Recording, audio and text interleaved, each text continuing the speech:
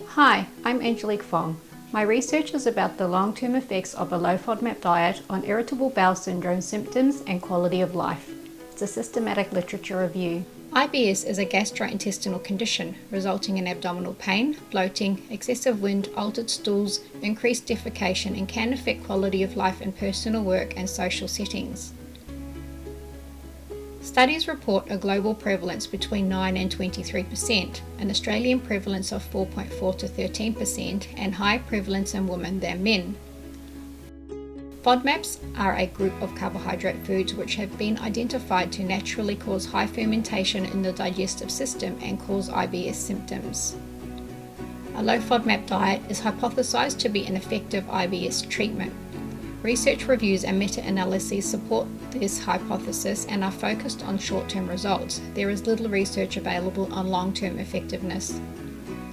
The aim of this systematic literature review is to determine whether a low FODMAP diet is an effective long-term treatment option to relieve IBS symptoms and improve quality of life in patients diagnosed with IBS. The hypothesis for this review is that the low FODMAP diet will be an effective long-term treatment option to improve both IBS symptoms and quality of life for IBS patients.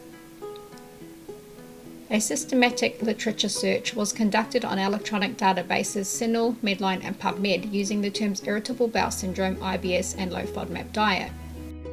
Inclusion criteria were English language, published dates from 2016 to current, study duration of 6 months and over, human participants with IBS diagnosis by a gastroenterologist with no concurrent comorbidities and not taking any IBS pharmaceuticals. Retrospective studies required patients to have had IBS education with an IBS trained dietitian. Exclusion criteria were any reviews or opinion-based publications and any studies that did not meet the inclusion criteria. 216 articles were initially found. Screening decreased this to 8 appropriate reviewable studies. The data collection from these studies provided heterogeneous results, which were grouped according to outcomes. The statistical analysis required a narrative synthesis, which was recorded in tables and text.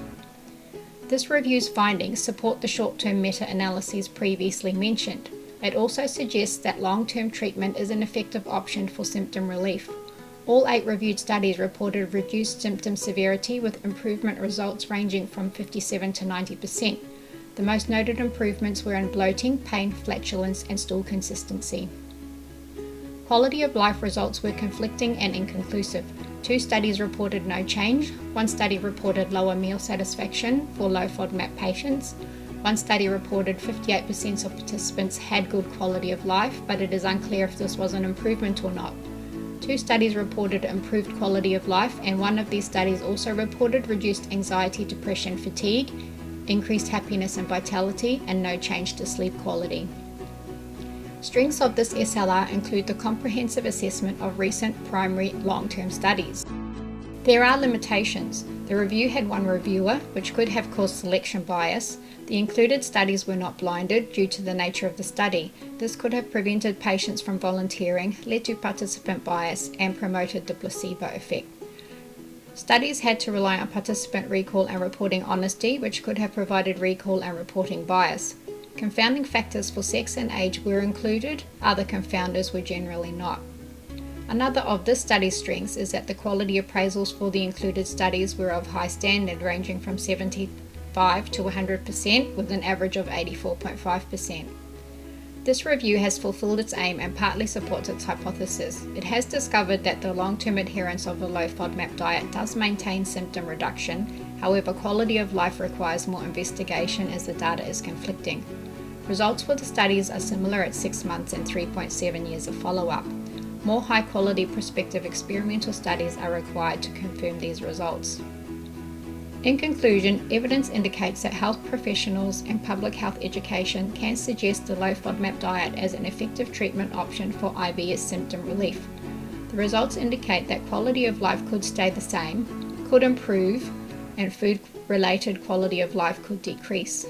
Patients claim to stay on the low FODMAP diet long-term to prevent symptoms returning. Accurate low FODMAP diet education by a trained dietitian will help get the best results for symptom relief and quality of life. These are my references. Thank you for watching.